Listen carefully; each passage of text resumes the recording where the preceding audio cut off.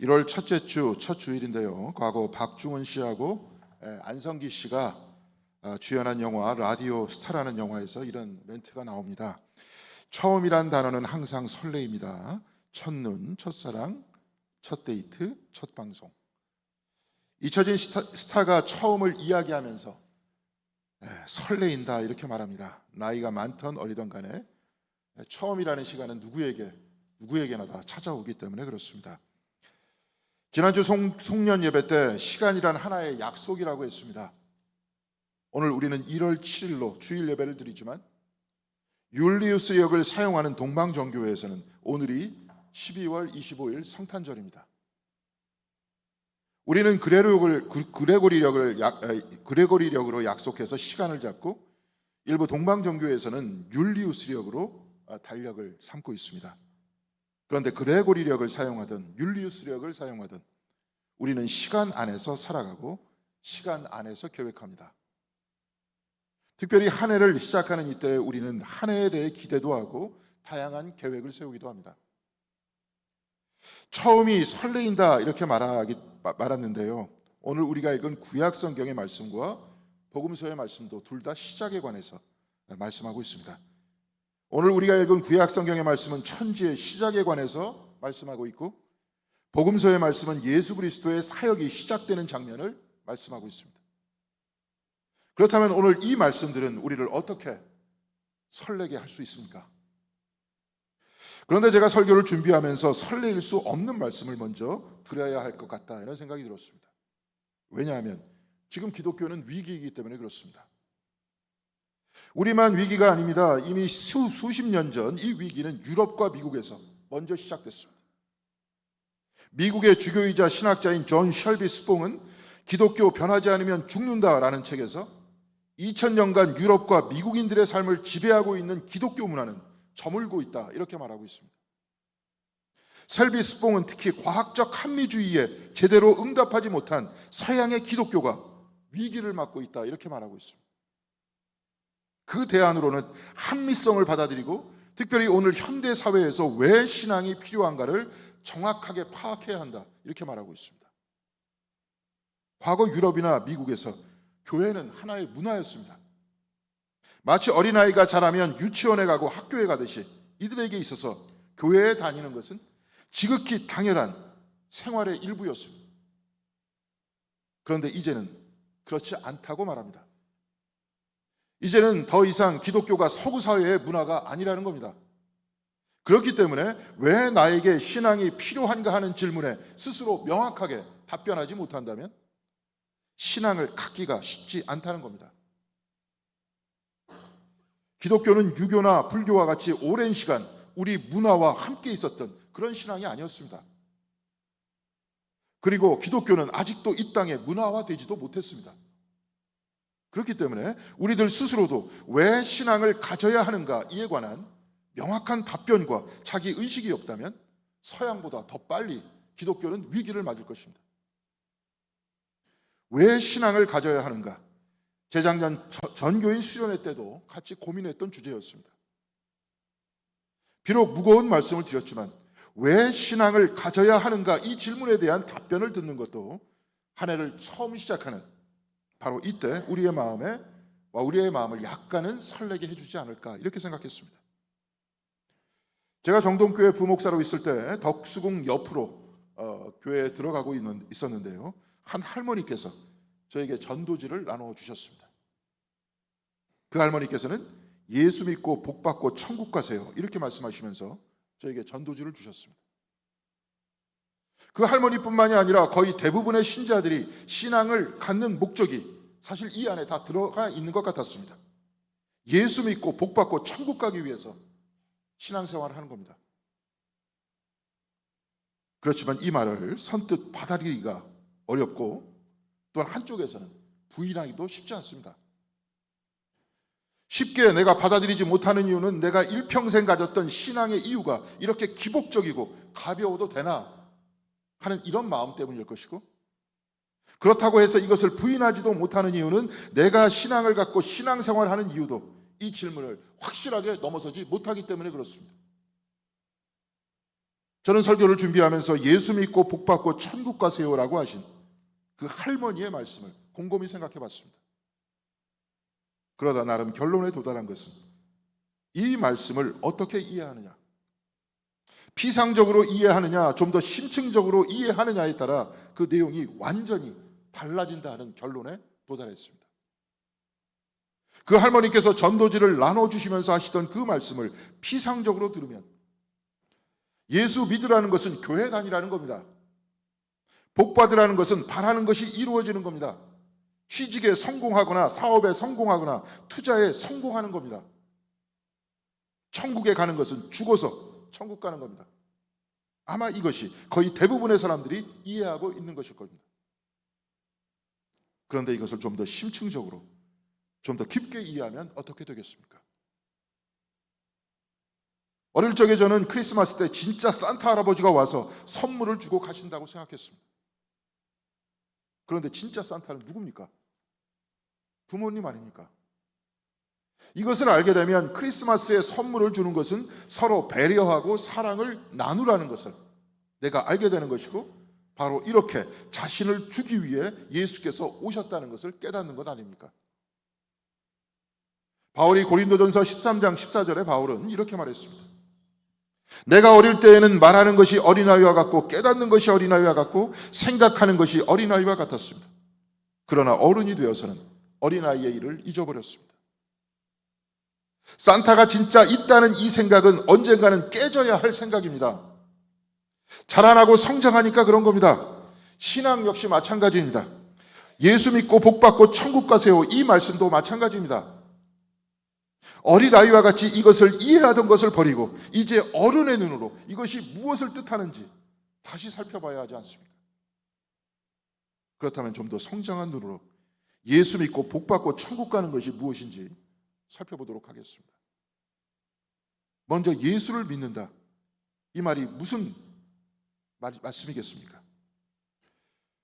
우리는 지금 꽤 오래된 교회 건물 안에 들어와서 예배를 드리고 있습니다. 오래됐으니 이 건물이 무너져 내릴 것이다 이렇게 생각하면서 이 건물에 대한 신뢰가 없다면 우리는 여기서 예배 드리지 못할 겁니다. 이 교회 건물에 들어와 같이 예배를 드린다 해도 천정이 무너지지 않을 것이니 바로 그렇게 우리가 믿으니까 지금 여기 앉아서 예배 드리는 겁니다. 마찬가지입니다. 회사를 다니면 봉급이 나온다는 것을 믿으니까 힘들어도 회사에 다니는 겁니다. 그러니까 믿는다 하는 이 말 안에는 행위가 들어가 있는 겁니다. 예수를 믿는다 하는 이 말 안에도 행위가 들어간다 이 말입니다.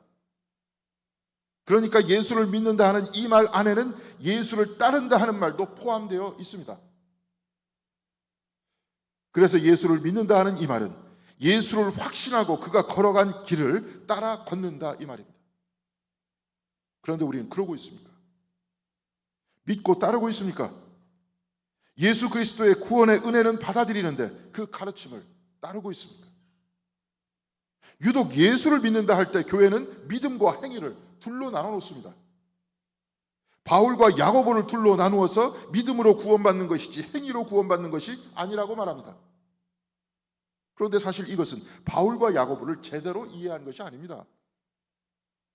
매년 책 읽기를 하는데요, 이제 곧 2월부터는 라피가 풀어내는 창세기란 책을 같이 읽을 것이고, 하반기에는 역사적 예수에 관해서 정리한 예수 선생으로 만나다를 읽을 것입니다.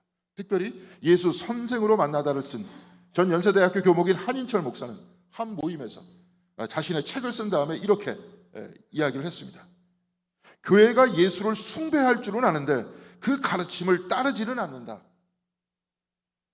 믿음 안에 행위가 들어가는데 행위를 빼고 믿기만 한다 이 말입니다.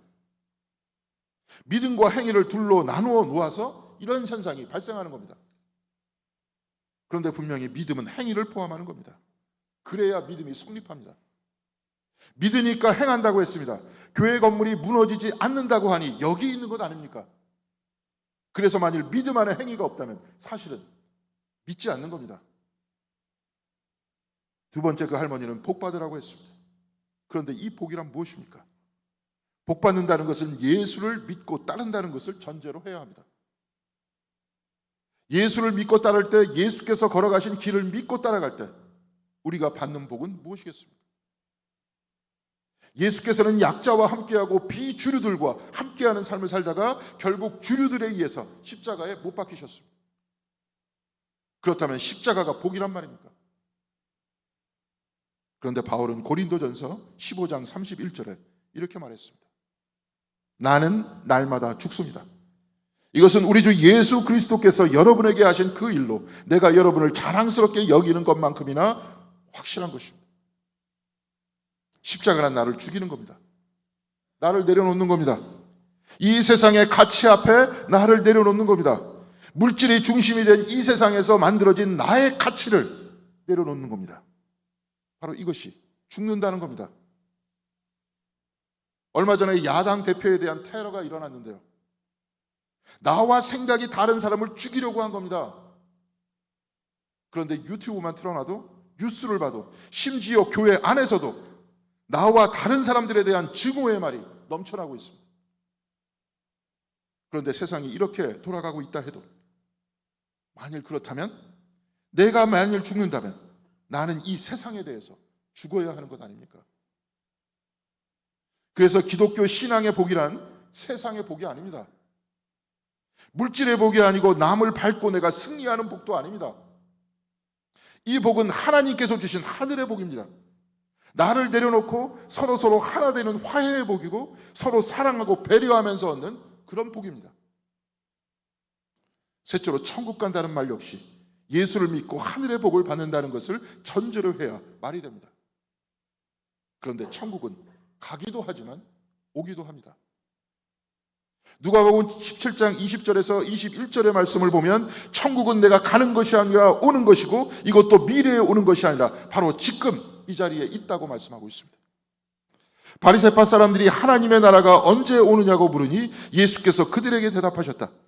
하나님의 나라는 눈으로 볼 수 있는 모습으로 오지 않는다. 또 보아라 여기 있다 또는 저기 있다 하고 말할 수도 없다. 보아라 하나님의 나라는 너희 가운데 있다.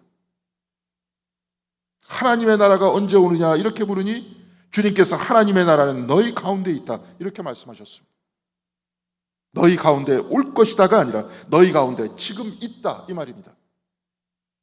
예수를 믿고 따르고 세상의 칭찬과 복을 향해 사는 것이 아니라 하나님께서 주시는 위로와 사랑을 품고 가는 그 사람은, 이 세상에서 죽고 그리스도 안에서 다시 태어난 그 사람은 이 세상 안에서 천국을 경험할 것이다 이 말이 아닙니까?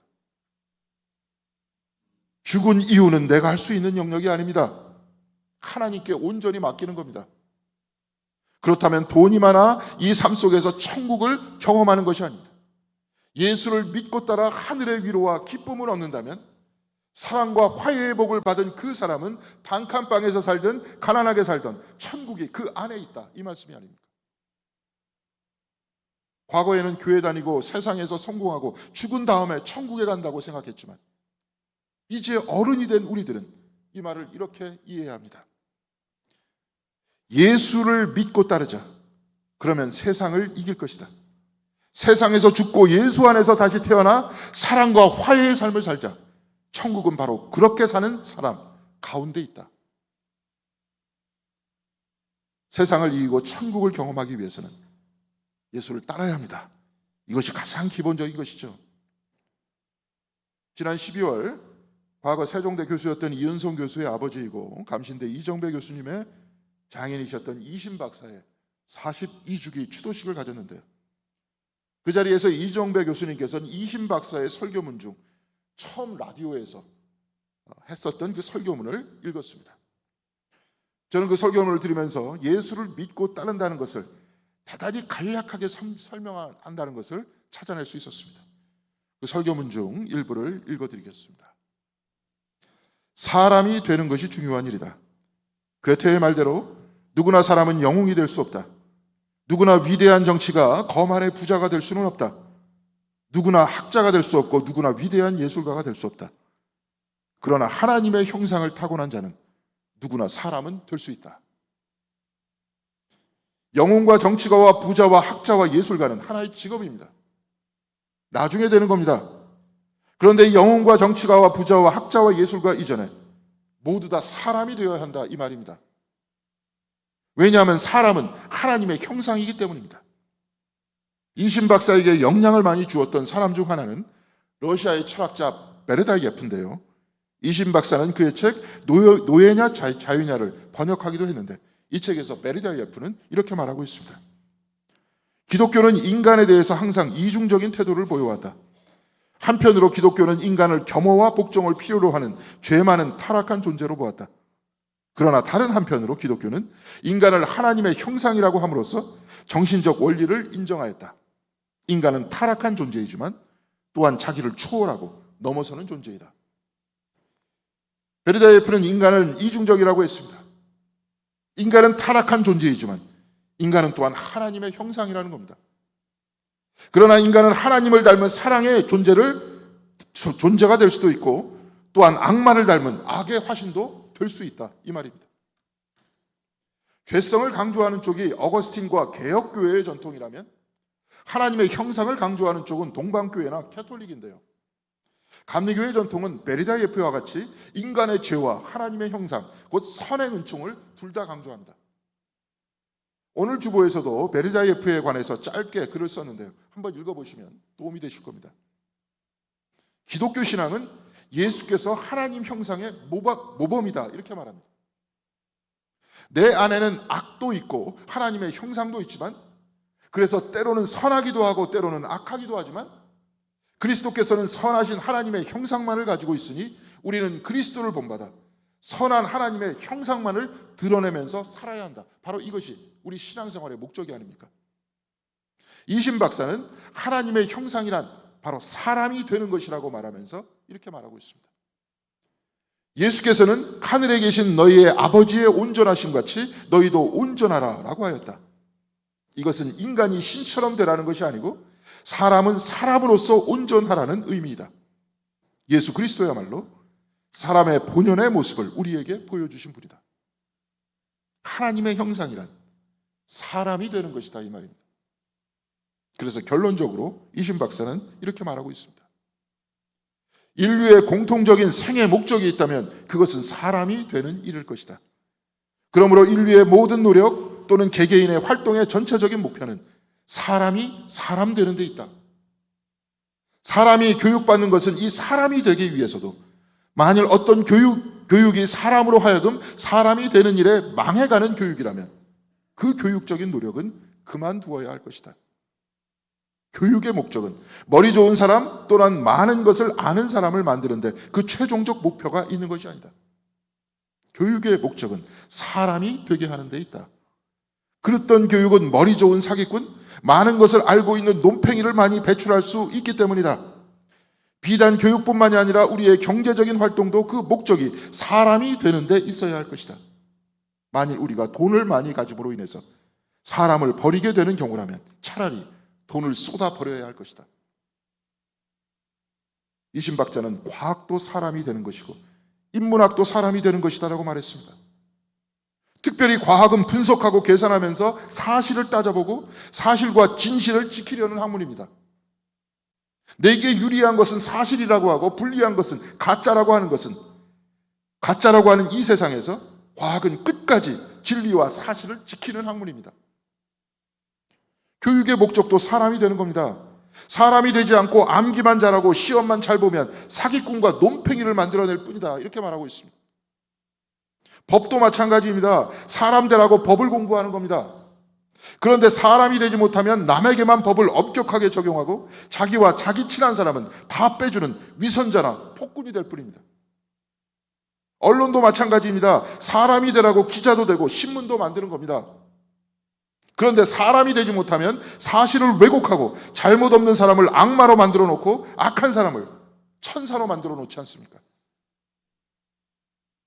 예수를 믿고 따른다. 이 말은 사람이 되는 겁니다. 내 안에 악을 누르고 선함을 드러내는 겁니다. 이 선함이란 사람의 본성, 곧 하나님의 형상을 말하는 것이고 예수께서는 바로 이것을 사랑이라고 하지 않으셨습니까? 그러니까 사람이 된다고 하는 것은 사랑하는 사람이 된다고 하는 겁니다. 예수 믿고 따른다고 하는 것은 사랑하는 사람이 된다는 겁니다. 법의 목적도 사랑하는 사람이 되라고 법을 공부하는 것이고, 언론도 사랑하는 사람이 되기 위해서 하는 겁니다. 그런데 교육을 받고 공부를 해도 그 가운데 사랑이 없으니 이 세상이 이렇게 살벌하고 비참하게 되는 것 아닙니까? 예수를 믿는 사람, 사랑하는 사람이 곧 복받은 사람이고, 바로 그에게 천국이 임한다는 것 아닙니까? 오늘 우리가 읽은 구약 성경의 본문 창세기 1장 2절에서 2절까지는 이렇게 되어 있습니다. 태초에 하나님이 천지를 창조하셨다. 땅이 혼돈하고 공허하며 어둠이 깊음 위에 있고 하나님의 영은 물 위에 움직이고 계셨다. 그런데 오늘 우리가 읽은 복음서의 본문 마가복음 1장 9절은 이렇게 되어 있습니다. 그 무렵에 예수께서 갈릴리 나사렛으로부터 오셔서 요단강에서 요한에게 세례를 받으셨다. 우리 기독교 신앙은 성부, 성자, 성령 삼위일체 하나님을 고백합니다. 예배를 마친 이후에 삼위일체 하나님을 통해 여러분과 교회와 세상 위에 축도를 하죠. 구약 성경에서는 물 위에 계셨던 창조주 하나님, 세상 밖에 하나님을 그려내고 있다면, 오늘 우리가 읽은 복음서의 본문에서는 세례를 받으시는 성육하신 하나님 예수 그리스도에 관해서 말씀하고 있습니다.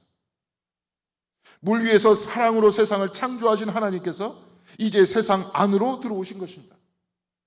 그런데 이 세상은 혼돈하고 공허하고 어둠이 깊음 위에 있는 곳입니다. 이곳은 하나님의 형상으로 가득 찬 아름다운 곳이 아닙니다. 혼돈과 공허와 어둠이 깔려있는 이 세상은 그 마음에 사랑이 가득 찬 사람이 지도자가 된 그런 세상이 아닙니다.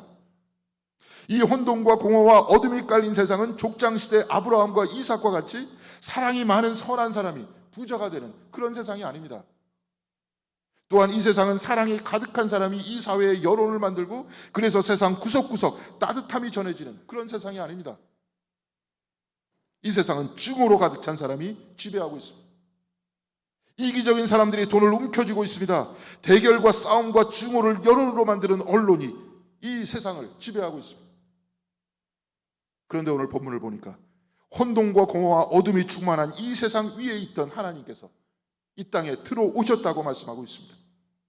예수께서 요한에게 세례를 받으셨다고 했습니다.